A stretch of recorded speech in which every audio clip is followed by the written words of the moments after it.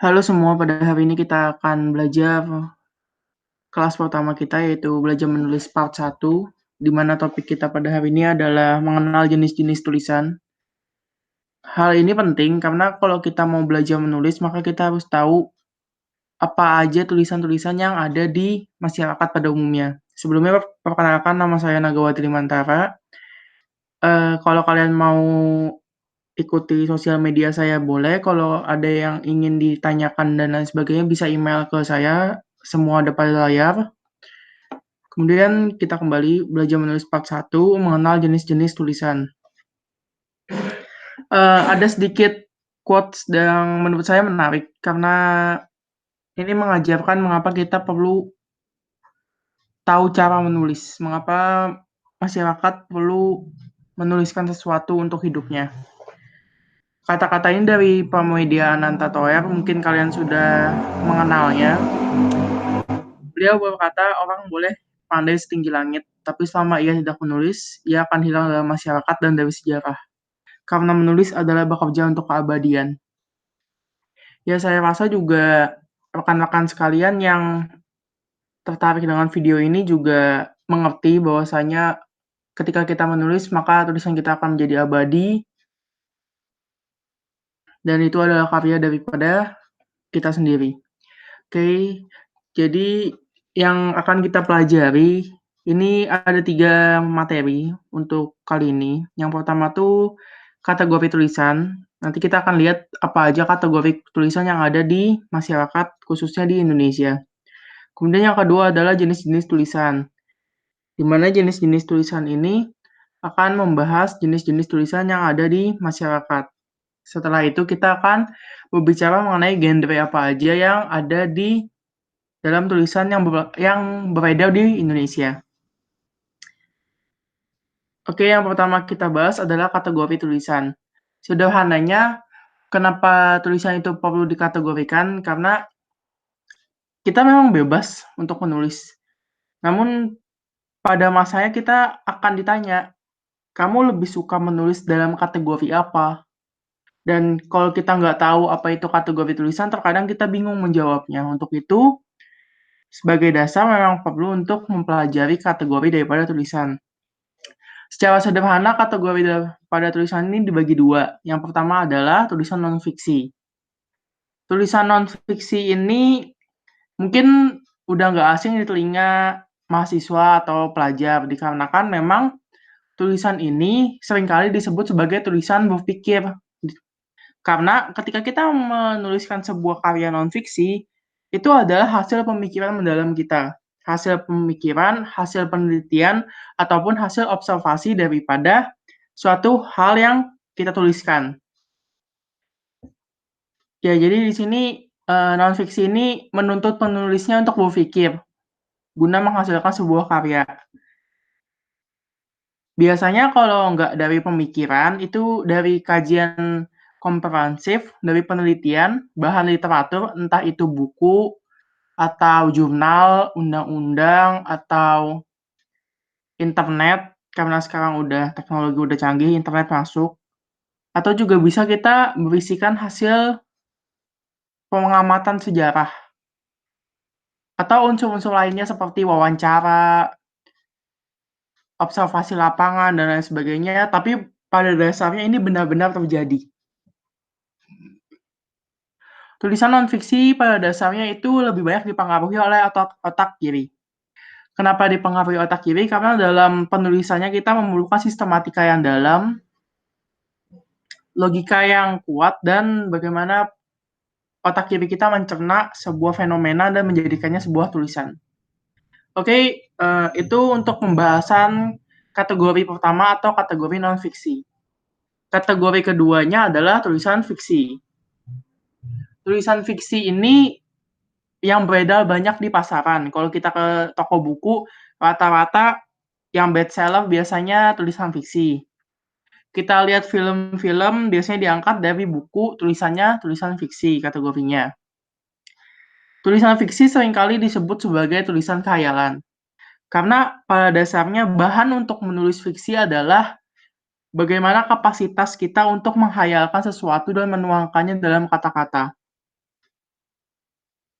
Jadi kalau kita bicara tulisan fiksi itu, kita berbicara bagaimana imajinasi, daya hayal, pengandaian, perasaan, atau harapan, yang mana itu mayoritasnya adalah kepribadian penulis dituangkan dalam sebuah karya tulis. Namun tak jarang juga menggunakan pengandaian, jadi nggak selalu karya fiksi ini apa yang dirasakan penulis dituliskan, enggak. Karena rata-rata itu bagaimana penulis itu berpikir dan menghayal, lebih memainkan emosional dari penulisnya maupun dari pembacanya. Oleh karena itu, kategori tulisan fiksi ini biasanya dipengaruhi oleh otak kanan, di mana otak kanan sendiri bermain dalam seni dan pengandaian.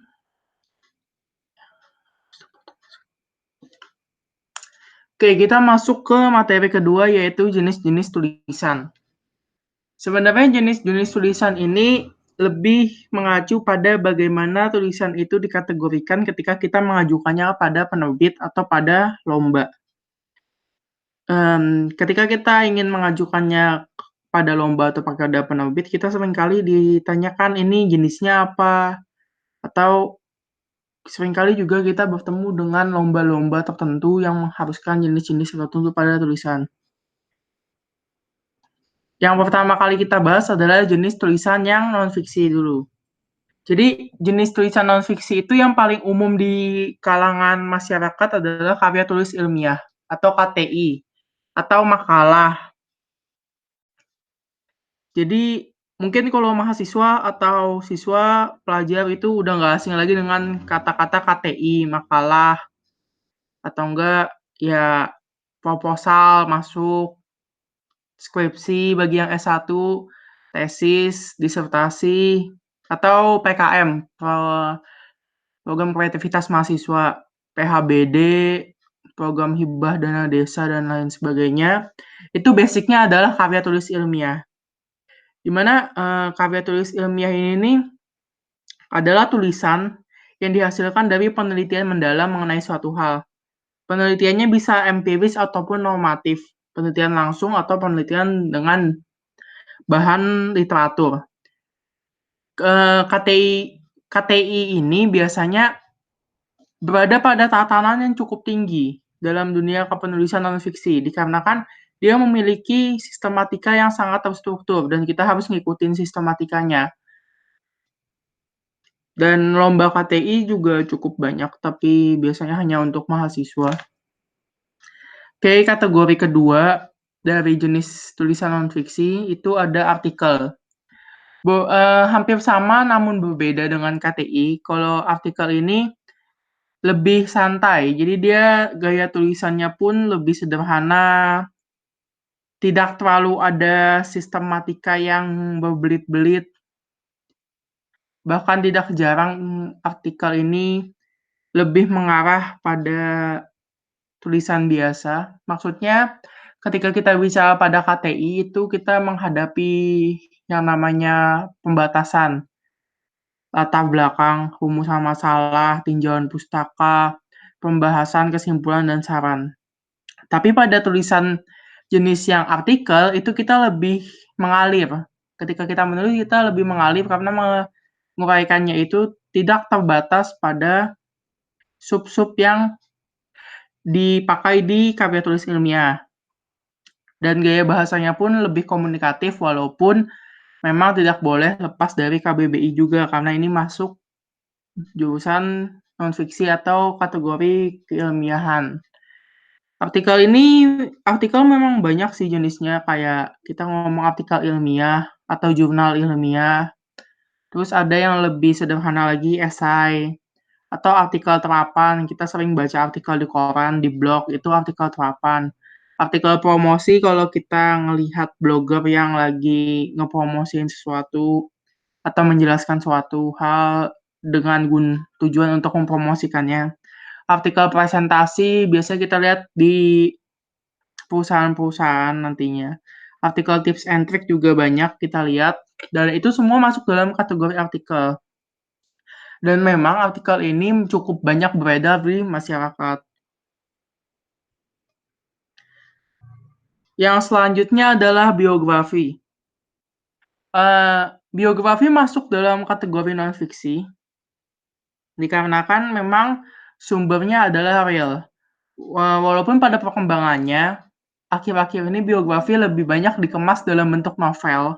At least novel adalah fiksi, tapi pada dasarnya biografi lebih banyak dibungkus dalam kategori non-fiksi.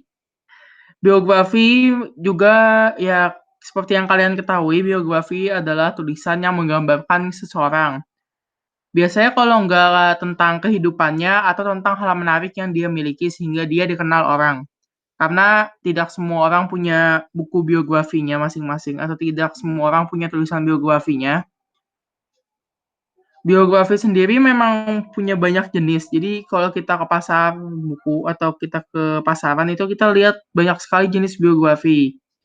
Jadi kalau kita mau nulis biografi nanti cek di video selanjutnya. Oke, yang selanjutnya kita masuk ke jenis-jenis tulisan fiksi. Yang pertama dan yang cukup umum itu adalah novel. Tentu kita sudah sering melihat novel di toko buku ataupun di sosial media. Jadi novel ini biasanya menggambarkan perjalanan hidup tokoh yang diceritakan. Entah perjalanannya itu mengenai apa, tapi pada dasarnya adalah penggalan perjalanan hidup. Di mana kita tidak pernah atau jarang menemukan novel yang menceritakan seseorang dari dia lahir hingga dia meninggal. Itu bahkan tidak tidak banyak di pasaran dikarenakan memang novel itu lebih condong ke penggalan kisah. Novel sendiri punya banyak jenisnya. Ada yang habis dalam satu novel, kita bisa baca satu novel. Ada yang harus kita baca 2 sampai 3, 4 novel atau novel berseri. Ada juga novel yang memang kategorinya itu novel yang bisa dibilang nyerempet serinya. Misalnya kita baca yang ini sebenarnya cukup habis tapi ada lagi kisah segi lainnya di novel satunya. Novel memang cukup ramai untuk dibicarakan. Jadi nanti kita akan bahas di selanjutnya ya. Oke, jenis tulisan fiksi kedua adalah dongeng. Dari bangku sekolah kita memang kenal yang namanya dongeng. Jadi kita udah ya cukup tahu dengan apa itu dongeng. Dongeng pada dasarnya itu adalah cerita khayalan. Oleh karena itu dia masuk fiksi yang turun-temurun disampaikan. Dulunya secara lisan. Cuman dalam kurun waktu beberapa tahun terakhir ini, dongeng dituliskan menjadi sebuah tulisan dan berkembanglah dongeng-dongeng baru. Kita bisa membuat dongeng tentang apapun dengan khayalan kita. Yang jelas, dongeng pasti memiliki nilai moral di dalamnya. Dan biasanya penikmat dongeng adalah anak-anak dalam kategori umur sekitar di bawah 12 tahun. Jenis tulisan fiksi lainnya adalah puisi. Puisi tentu sudah nggak asing di telinga kita. Kita dari zaman sekolah kita kenal puisi, ada di mata pelajaran bahasa Indonesia, masuk UN juga. Jadi puisi memang cukup dikenal dan paling bisa dibilang terlihat mudah tapi tricky.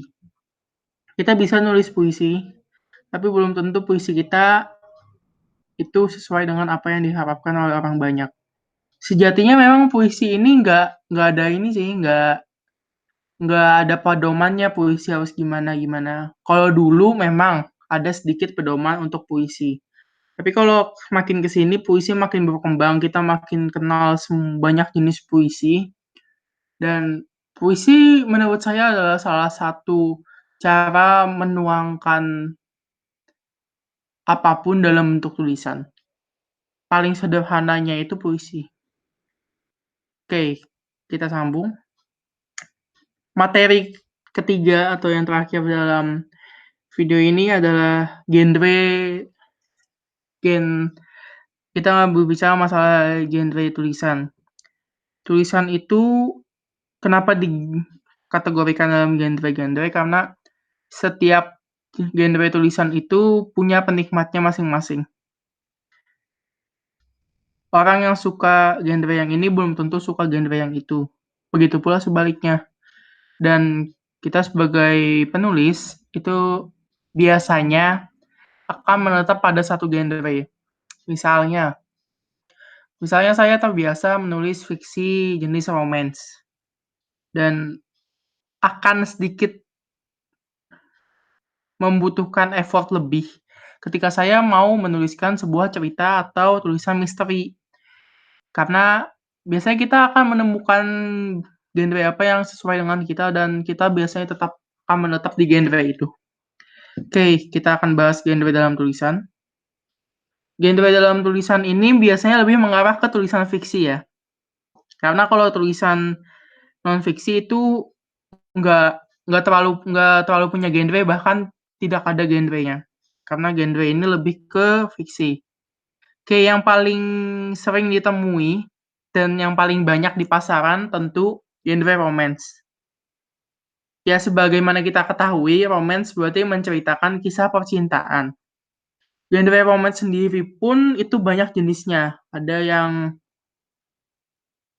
genre romance di sekolah, di kampus, terus ada yang orang ketiga dan sebagainya. Romance memang banyak dan cukup diminati sampai sekarang. Bahkan buku-buku atau tulisan-tulisan yang kita baca di luaran pun lebih banyak genre romance karena pasar untuk masyarakat Indonesia pun lebih menyukai genre romance.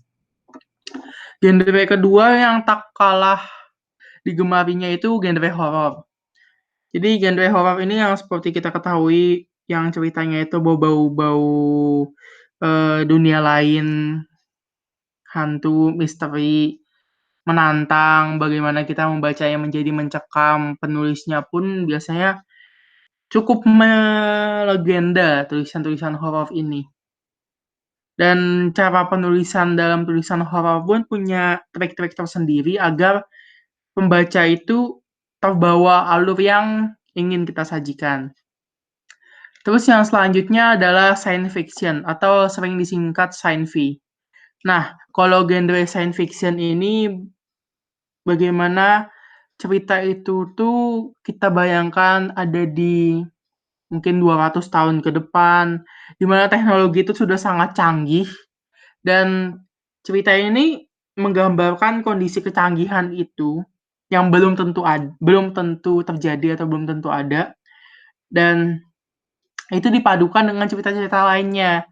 Ya, makanya kita sering kenal yang namanya science fiction bercampur romance, science fiction bercampur adventure. Ya, karena science fiction ini dia lebih membaur biasanya. Penulis yang mengangkat genre science fiction di Indonesia belum terlalu banyak. Dan pasarnya pun juga ada, tapi tidak sebanyak romance. Jadi, silahkan kalau kalian ingin menulis science fiction. Selanjutnya adventure atau petualangan. Jadi genre petualangan ini bagaimana perjalanan tokoh untuk mencari ini atau enggak bagaimana tokoh nih berpetualang melauti ini, menempuh ini, menempuh itu. Biasanya yang akan terbangun itu tokoh utamanya memiliki sifat karismatik yang cukup kuat dan genre ini biasanya dipadukan dengan sejarah. Jadi kayak sejarah suatu tempat, sejarah suatu kejadian, itu biasanya dipadukan dengan genre petualangan. Selanjutnya ada genre fantasi. Kalau genre fantasi ini bisa dibilang hampir mirip dengan science fiction, tapi kalau science fiction itu membayangkan 200 tahun ke depan, kalau fantasi itu jalan ceritanya bisa terjadi kapan saja, tapi ada hal yang out of the box, misalnya seseorang yang kebal atau orang yang tubuhnya terlalu lentur atau bagaimana orang berbicara dengan binatang atau hal-hal lainnya yang sebenarnya genre fantasi ini lebih cukup mengarah ke dongeng. Perpaduan bagaimana alam bawah sadar kita mencerna dongeng-dongeng yang ada dan semakin kita dewasa kita tertarik untuk membaca suatu hal yang menyerupai dongeng. Fantasi peminatnya lumayan, cukup banyak. Hanya saja memang sekali lagi romance masih banyak banget peminatnya, jadi masih menang romance. Selanjutnya kita ada fanfiction. Nah, kalau fanfiction ini biasanya digemari oleh penggila Korea atau Jepang. Jadi kalau kita bicara fanfiction tuh di mana suatu cerita menggambarkan dan penokohannya itu adalah seorang artis atau aktor. Biasanya idol-idol Korea yang jadi tokoh-tokohnya, misal siapa gitu. Karena saya nggak terlalu suka Korea, jadi saya juga bingung siapa tiba-tiba pacaran dengan siapa atau kayak apa. Dan itu tuh biasanya penokohannya pasti artis atau aktor dan bagaimana fans ini ingin mereka berdua tuh seperti apa, dan itu digambarkan dalam sebuah tulisan. Kalau fanfiction pasarnya sendiri di Indonesia biasanya online, karena kita tahu kayak, oke kita sebut saja kayak Wattpad. Di Wattpad banyak sekali fanfiction beredar, atau kalau di aplikasi-aplikasi baca novel lainnya juga fanfiction cukup ramai, dikarenakan penggemar K-pop juga cukup banyak di Indonesia. Oke, yang terakhir namun juga tidak kalah menarik itu genrenya komedi. Genre komedi ini cukup tricky karena kalau terlalu lucu jadinya garing, kalau nggak lucu juga jadinya garing. Oleh karena itu, eee, agak sulit untuk ditulis, tapi peminatnya banyak karena orang Indonesia ini pada dasarnya semuanya menyukai komedi, dan komedi bisa masuk ke dalam apapun termasuk tulisan. Ada beberapa buku yang pernah saya baca dan itu komedi menurut saya menarik. Kemarin ada yang bahkan pernah difilmkan. Jadi kalau bicara tentang komedi, komedi bisa masuk pada apapun. Oke, jadi sekian dulu untuk video yang ini. Kalau ada yang ingin ditanyakan bisa email ke saya atau komen di bawah. Tolong bantu sebar dan jangan lupa di-like. Thank you.